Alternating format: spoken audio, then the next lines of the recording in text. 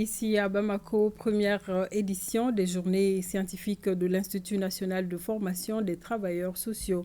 Les enseignants, chercheurs, maîtres de conférences et étudiants débattent autour du thème « Contour du travail social, cas spécifique du Mali ». Fademba Keïta, compte rendu.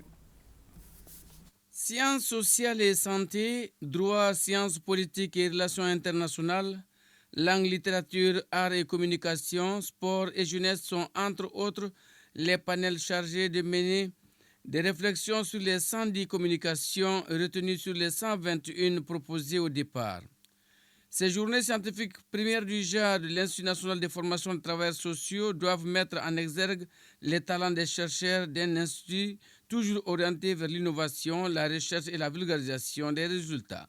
Je profite de cette tribune pour informer aussi la communauté scientifique de la création d'une revue, pour la toute première fois, la revue Maya. Cette revue sera le moyen, le lieu de la rivalité scientifique, littéraire, que les esprits s'aiguisent et s'affrontent. Il est donc temps de valoriser la fonction des chercheurs en les amenant à vulgariser leurs propres recherches. En initiant ces premières journées scientifiques, l'Institut national de formation des travailleurs sociaux offre un cadre d'échange et de discussion aux enseignants-chercheurs, aux professionnels, aux experts des différents domaines. On ne peut pas être enseignant-chercheur si nous n'avons pas cette capacité nous-mêmes de développer ce que nous appelons de plus en plus la pensée autonome.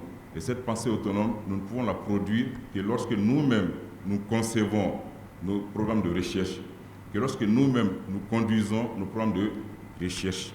Ce premier coup d'essai de l'Institut national de formation de travailleurs sociaux est à soutenir. Ces journées sont aussi l'occasion pour nous tous de réfléchir à notre rôle dans la promotion de la recherche, particulièrement dans la perspective de la pensée autonome très chère au professeur Amadou Keïta, qui doit être désormais notre vraie bataille. À la fin des 2 jours d'échange, les chercheurs mesureront les forces et faiblesses avant de tirer les conclusions et recommandations de ces journées scientifiques de l'Institut national de formation de travailleurs sociaux qu'ils entendent pérenniser.